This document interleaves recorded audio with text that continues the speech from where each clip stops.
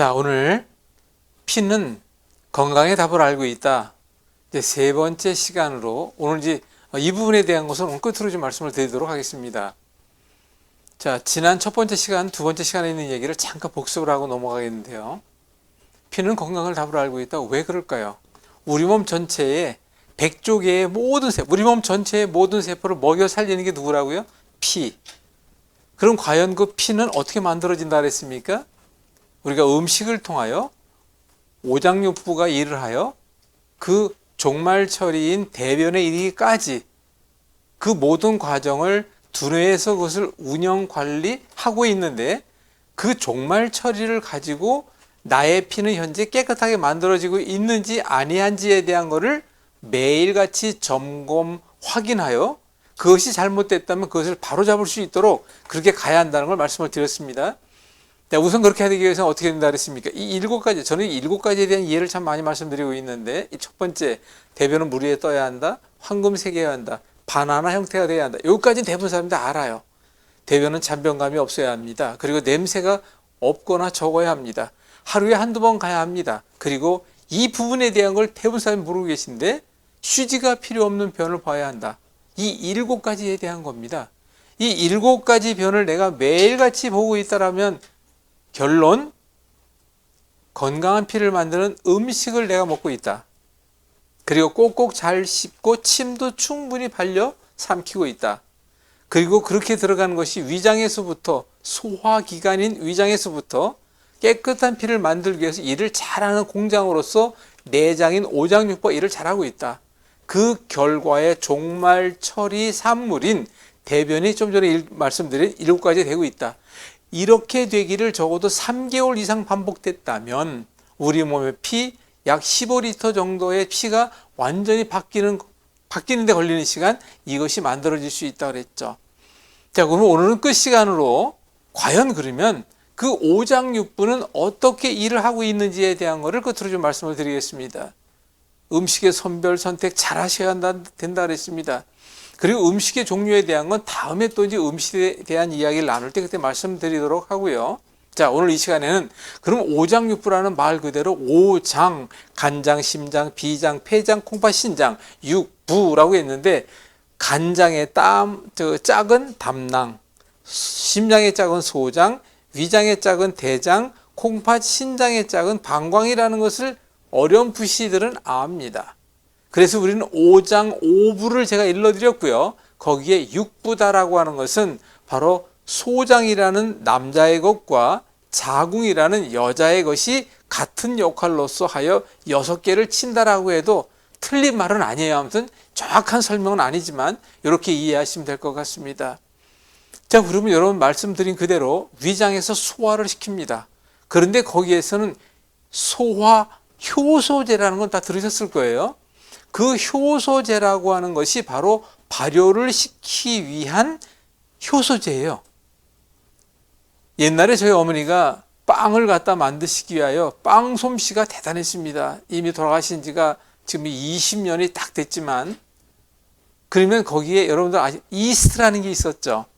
그럼 빵을 갖다 열심히 으깨고 그걸 다 하고 난 뒤에 아랫목에다 뭘 뒤집어 씌웁니까?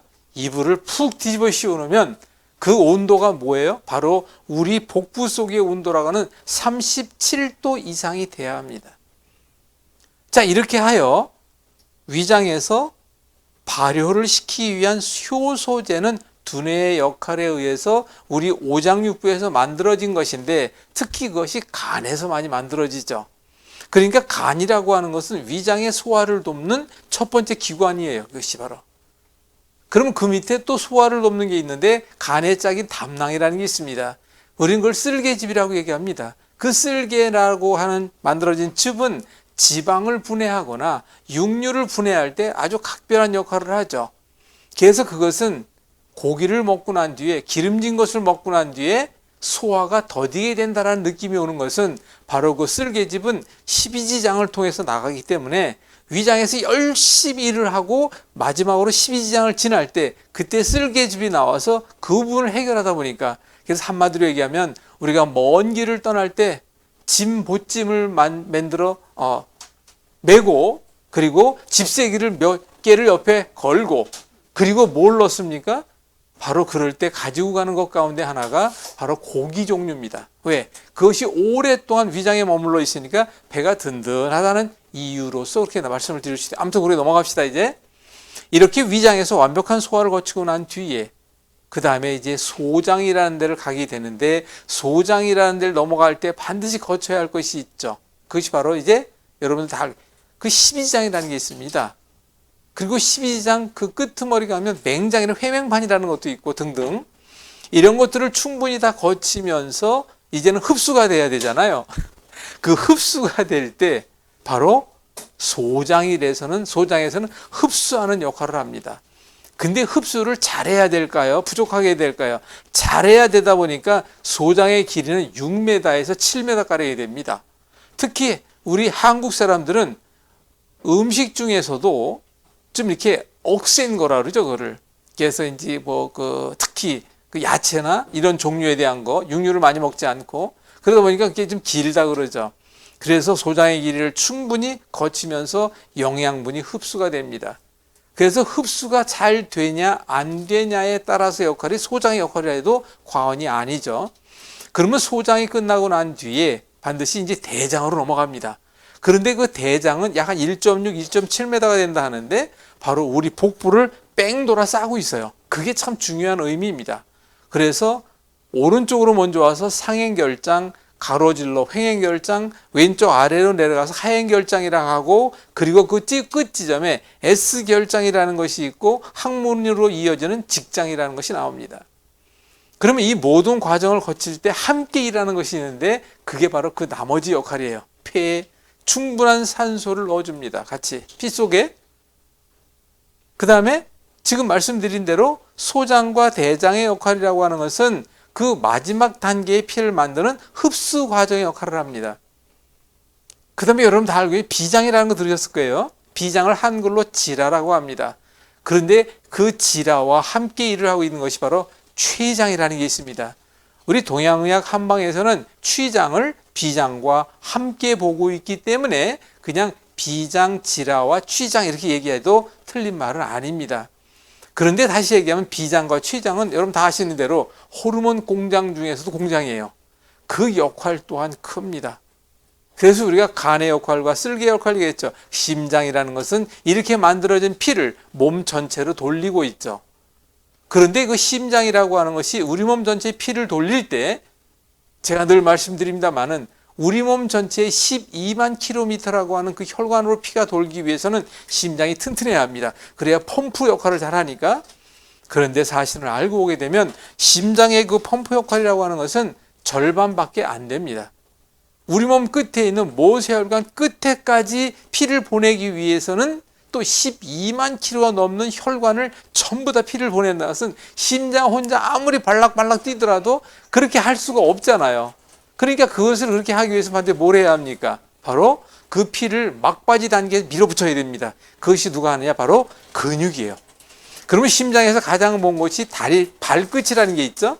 그러니까 발끝으로 내려간 피가 지구 중력에 의하여 아래로 내려간 것이 위로 올라가지 못하게 중력이 잡아당기니까 직립보행하는 인간으로서는 다리 쪽 혈액순환이 그렇게 안 되는 거예요. 내려가는 건 내려갔다 칩시다. 그럼 뭐 하지 못합니까? 오르지를 못하는 겁니다. 이렇게 오르지를 못하다 보니까 그 오르지 못하는 것을 오르도록 도와주는 게 뭐냐? 바로 근육이에요. 그래서 하체의 근육이라는 것이 그만큼 중요하다는 것입니다. 여기가 나이 드시고 연세 드신 분들은 꼭 제가 당부드리겠습니다. 하체 근육량 키우십시오. 특히 유목사님부터 키우셔야 합니다. 사모님은 더 그렇고.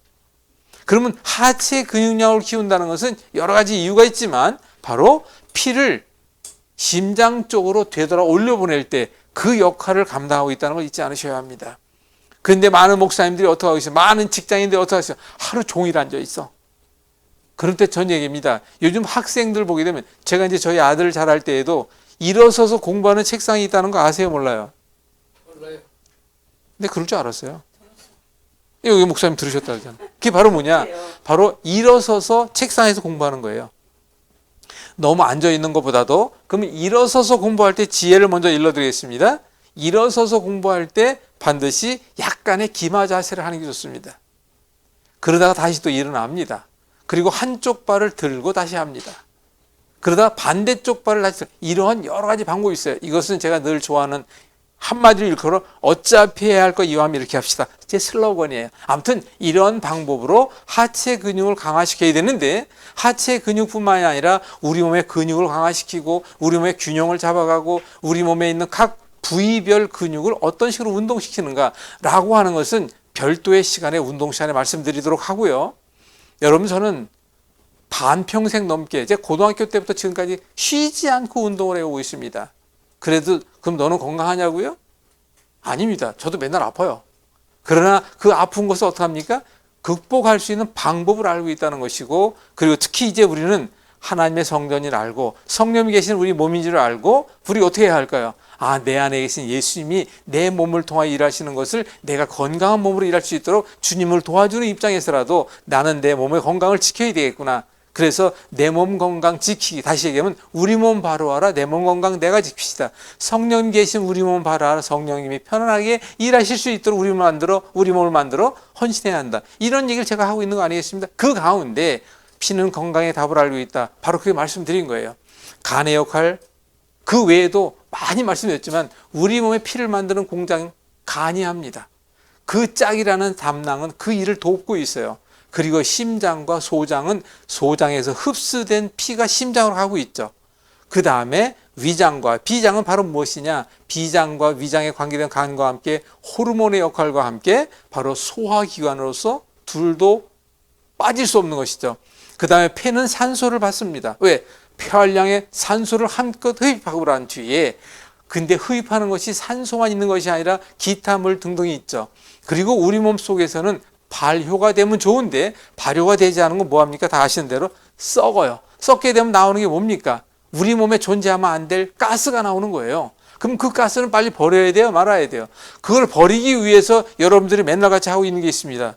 목사님 맨날 같이 하고 있는 게 뭘까요? 그게 바로 방귀입니다. 방귀.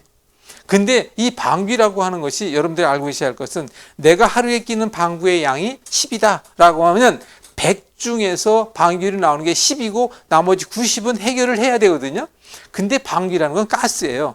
그러면 가스라는 것은 어디에서 교환을 해야 할까요? 혹시 아시고 계십니까? 폐는 뭘 한다? 가스와 산소를 교환하는 역할을 한다는 얘기 어느 정도 아시잖아요. 그래서 결국은 대장에서 생기는 그 가스가 가장 많은 이유는, 대장은 바로 종말 처리, 가면 다 뭐 하는 거예요? 대부분 썩게 되는 겁니다. 그런데 썩지 않고 발효를 잘 시켜서 적당한 식이섬유와 함께 대변을 만들어내는데, 대변은 마치 벽돌장같이 우리 몸의 대변을 만들어내는 벽돌 기계 공장은 동그랗기 때문에 어떻게 나와야 한다? 동그란 대변이 나와야 되는데 어떻게 돼야 한다? 좀 굵은 듯 해야 합니다. 근데 점심 먹은 지 한참 지났으니까 굵은 듯한데, 저는 이걸 표현합니다. 팔뚝만한, 기분 좋게 뚝 떨어져 가지고, 근데 냄새도 안 나. 근데 물 위에 둥둥 뜨는데 황금색이더라. 그럼 두말할 나위가 없어요. 그런 대변을 여러분들에게 만들어 드리기 위하여, 건강을 만들어 드리기 위하여, 건강한 회복을 돕게 하기 위하여 제가 이런 말씀으로 표현을 드립니다. 피는 건강의 답입니다. 그래서 폐에서 받은 산소를 공급하고 대장에서 우리 몸속에서 받은 가스를 교환하는 게 어디서 하고 있다? 폐에서 합니다. 그러면 대장에서 생기고 우리 몸 전체에 생긴 그 모든 종류의 찌꺼기 가스를 어디로 끌고 온다? 폐로 가져와야 돼요. 그럴 때 폐와 대장의 역할은, 폐의 작은 대장이라는 것은 그런 이유 때문이며 바로 그것은 오행상의 관계다라고 하는데, 그건 나중에 또 말씀드립니다. 그리고 끝으로 이제 신장과 방광이 있는데, 여러분 다 아시잖아요. 신장은 무슨 역할을 합니까? 우리 몸 전체의 12만 킬로미터를 도는 혈액이 몸 전체의 모든 세포의 찌꺼기란 찌꺼기는 다 가져와요. 그리고 다시 그 찌꺼기를 어디로 가져옵니까? 콩팥 신장으로 끌고 오는 거예요. 그럼 콩팥 신장에서는 어떻게 합니까? 찌꺼기를 거릅니다. 찌꺼기를 거른다는 얘기는 바로 무슨 얘기일까요? 바로 찌꺼기를 거른다는 얘기는 그 피가 우리 몸에 다시 사용될 수 있는 재료가 된다는 거예요. 그 찌꺼기가. 그래서 그 찌꺼기는 다시 사용할 건 거르고 사용하지 못하는 것은 몸 밖으로 버리는데, 그것을 그냥 버리는 것이 아니라 그것은 어디에 쌓아둡니까? 바로 콩팥이라는 짝인 방광에 받아둬요. 그래서 방광에 받아두었다가 꽉 차게 되면 방광의 신호가 바로 두뇌의 신호가 전달되면 방광에서는 오줌 마렵다라는 내가 느낌이 오죠. 그러면 가가지고 오줌의 문을 열어야 돼요. 내내 닫고 있어야 합니까? 오줌의 문을 열어야 합니다. 아, 근데 나이가 먹게 되니까 이게 닫고 여는 게 잘 말을 안 들어요. 남자들은 그 막대기가 길다 보니까 닫힘이 잘 됩니다. 여자분들은 막대기가 없다 보니까 짧아서 닫힘이 안 되고 바로 흐르게 되는 것을 요실금이라고 합니다. 그럼 남자들은 화장실 가서 남들은 다 시원하게 보고 나올 때까지도 아직 시작도 하지 아니한 옆에 사람들을 보게 됩니다. 그게 바로 그런 이유예요. 그런데 우리가 적어도 닫힘 기관이라는 것은 뭐예요? 관략근이에요. 그래서 관략근은 딱 오줌구멍과 똥구멍을 막는 두 개가 있습니다. 그래서 변실금, 대변을 지린다. 요실금, 오줌을 지린다는 것도 무엇이 약하다? 관략근이 약하다. 그런데 그 관략근은 운동에서 올까요? 오래 앉아있으면 올까요? 운동에서. 오래 앉아있으면 그 근육이 약해집니다. 그런데 운동을 하면 강해지니까 그걸 인위적으로 운동을 해야 하는 것, 운동 방법의 이름을 뭐라고 하죠? 케겔 운동이라고 이제. 근데 그게 뭐냐? 케겔 운동이란다 뭔가 했어요. 근데 의사 이름이더라고요, 그게. 그냥 우리는 그냥 한글 얘기합시다. 우리 노집사님 한글로 뭐라고 하고 싶어요? 똥꼬 조이기 운동법. 얼마나 좋아, 그거. 어? 그래서 앞으로 우리끼리는 이제 뭐 조이기 운동법? 똥꼬 조이기 운동법. 그게 재밌잖아요. 그래서 우리가 똥꼬 조이기 운동법. 그래서 항문을 조일 때 무엇이 자동적으로 같이 조여져요? 오줌구멍도 같이 조여집니다. 그래서 여러분들에게 바로 이러한 똥꼬 조이기 운동법에 대한 것은 기구를 이용하는 방법이 있고 기구를 이용하지 않는 방법이 있는데, 여기 먼저 좀 접하시는 분들은 무릎 벨트라는 것을 준비하셨는데, 무릎 벨트를 갈 때 무릎 벨트를 하기 전에 거기 무릎과 무릎 사이에 공을, 아주 말랑말랑한 공을 하나 집어넣습니다. 그리고 무릎을 쫙 조이고 그 공을 조이는 거예요. 그냥 힘있게. 그러면서 항문 조이를 같이 할 때 그 효과는 얼마든지 볼 수가 있습니다. 나중에 남자들은 전립선의 문제가 다 오고 있는데 전립선 운동도 마찬가지예요. 전립선 마사지 운동법이 있는데 그건 별도로 말씀을 드리겠습니다. 자, 오늘 이 시간에 말씀드린 내용은 피는 건강의 답을 알고 있다. 그런데 답을 알고는 있지만 그 피가 어떻게 했을 때? 깨끗했을 때. 그런데 그 깨끗한 피인지 아닌지는 여러분들이 병원 가서 한 달에 한 번씩 가서 검사하게 돼. 마음대로 하세요. 그러면 병원 가서 한 달에 한 번씩 검사하세요. 그러니까 병원에 가서 피를 뺄 때 피를 조금 뺄까요? 많이 뺄까요? 많이 뺍니다. 목사님 벌써 경험이 있으니까 아시네. 요만한 병으로 최하 2개를 뺍니다. 그러면 그렇게 2개를 만들어내려면 한 달? 아니, 한 달은 아니고 한 이틀 정도 만들어야 될 거라고 생각을 하는데, 아무튼 이렇게 하여 우리 몸의 피는 건강의 답이니까 어떻게 해서라도 피를 건강하게 깨끗하게 만들자라고 해서 말씀드린 내용이 됩니다. 피는 건강의 답을 알고 있다. 자, 3번째 시간으로 마무리하겠습니다만은 잊지 마십시오. 우리 몸 바로 알아. 내 몸 건강 내가 지킵시다. 성령님 계신 우리 몸 진짜 바로 알아. 이제부터 남은 평생 건강 지키는 것은 당근이고요. 이제 우리가 함께 공부하는 이 시간에 통증 잡는 전도 특공대, 바로 뭘까요? 즉석 통증 해소법이에요. 머리부터 발끝 어디 어떤 통증이 있다 할지라도 즉석에서 그 문제를 해결할 수 있는 것이 있는데, 의료법과 의료행위와는 전혀 상관이 없는 거예요. 배우는데 얼마나 어렵겠냐고요? 제가 제일 좋아하는 것으로 말씀드리겠습니다. 배우기는 첫 번째, 쉬워야 돼. 재밌어야 돼요. 그러려면 어떻게 해야 한다? 내용이 단순해야 합니다. 그리고 그것이 현실 속에서 쉽게 이용할 수 있는 이 4가지가 되고, 여러분들이 조금만 노력하시면 얼마든지 내 평생 건강 내가 지킨다. 나의 노후를 내가 책임질 수 있다. 가족의 건강을 지킨다. 이웃에 봉사하여 그리스도의 사랑과 그리스도의 향기를 전하는 데 부족함이 없이 전도가 어려운 이때에 바로 이것을 여러분들과 함께 나누고자 하는 것이 이런 이유였다는 것을 꼭 잊지 마시기 바랍니다. 다음 시간을 기대해 주시기 바랍니다. 감사합니다.